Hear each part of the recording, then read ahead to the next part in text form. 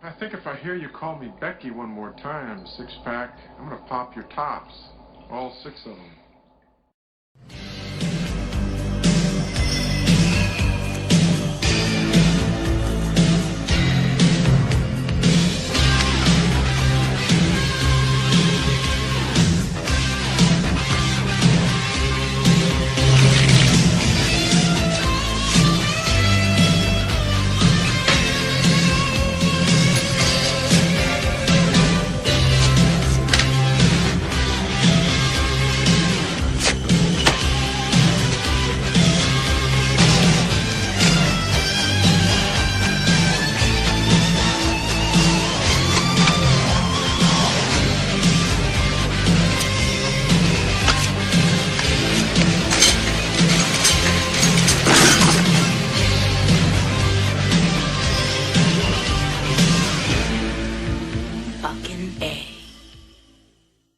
Hey, this is Matt once again. Welcome back to another video. This is a request for Lucas.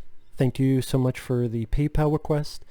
If anyone's interested in requesting pretty much any type of video, it could be either by joining my Patreon or sending in a request directly via my PayPal.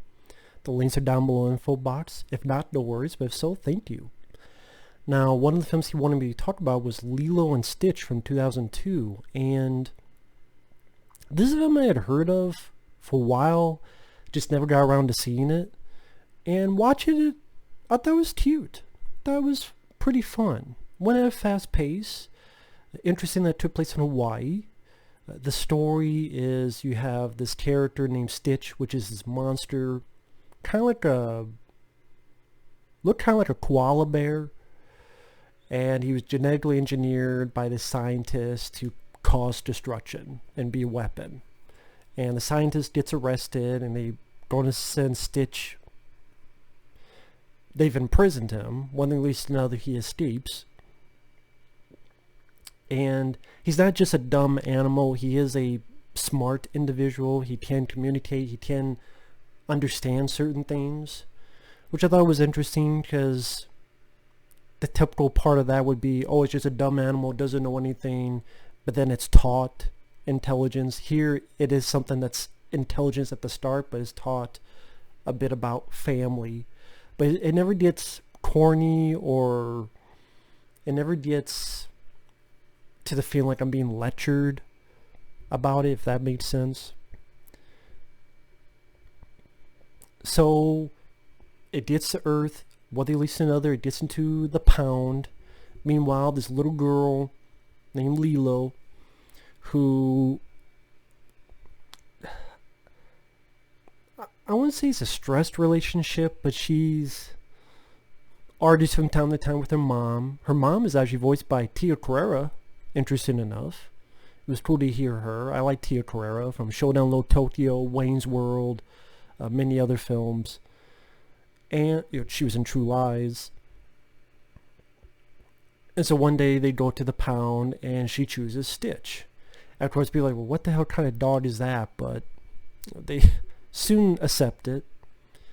And then pretty much is them bonding, where Stitch, of course, is wanting to destroy, wanting to do certain things, blah, blah, blah. But then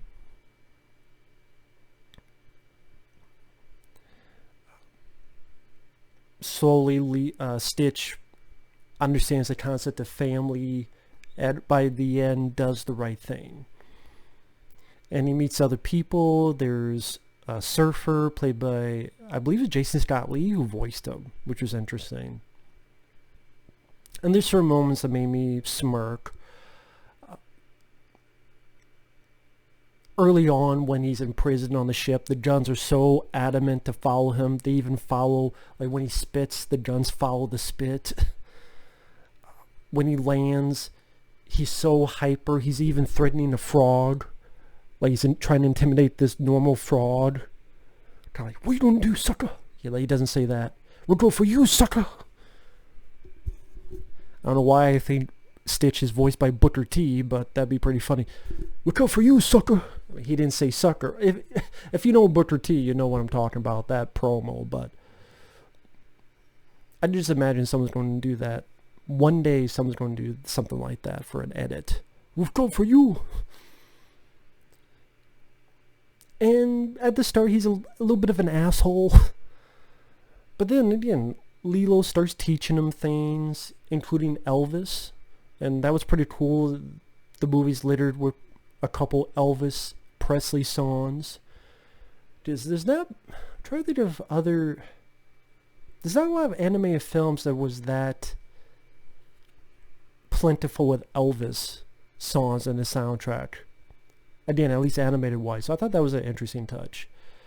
But yeah, the animation was fine. I had no issues with the animation. The other characters, the scientist and I forgot the other character's name. They're sent to Earth to retrieve this experiment. I believe the scientist is voiced by Ogden Stiers. I believe that's him. Which I believe he was the dad. Yeah, he was the dad in Better Off Dead. He was on the TV show MASH.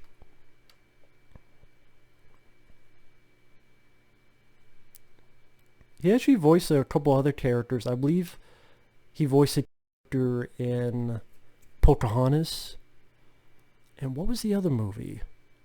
Trying to think now. A little quick like. Oh no, I'm looking it up. Better Notre Dame. That's what it was. That's right.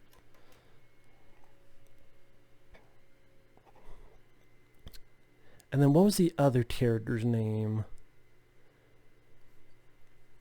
Wendell, Kevin McDonald.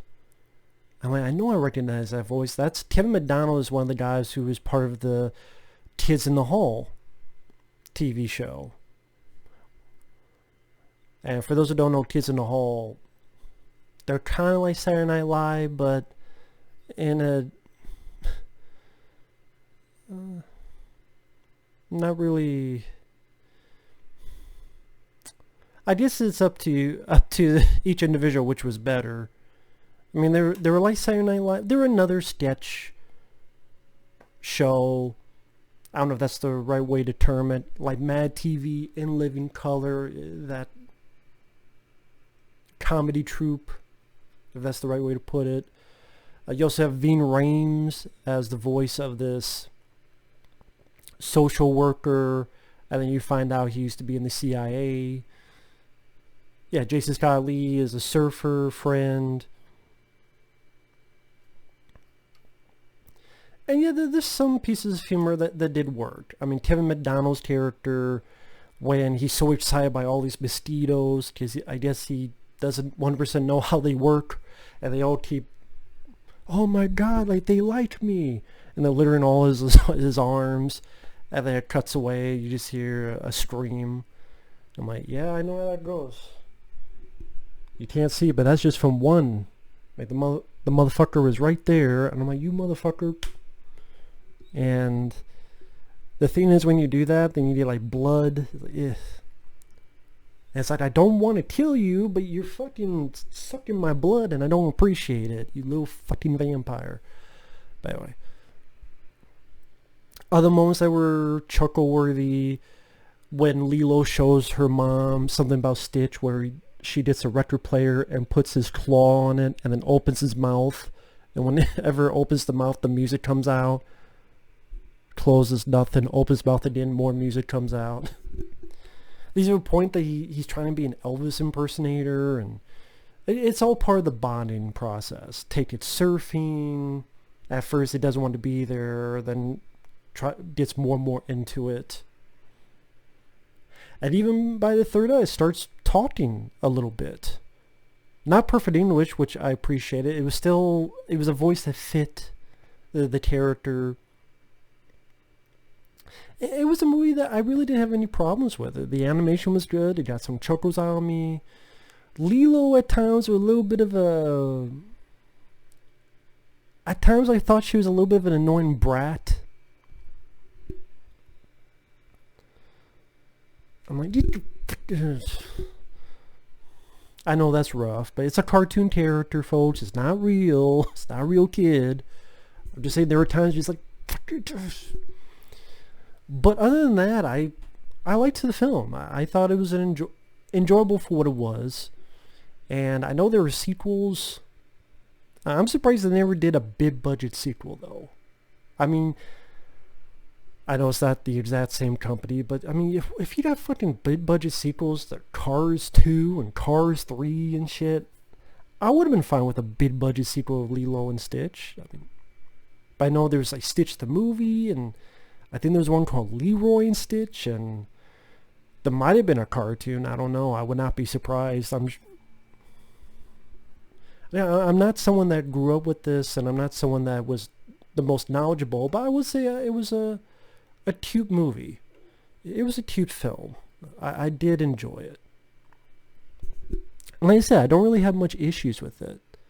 So it was fun to visit. It was fun to see. But with that said, thanks for watching.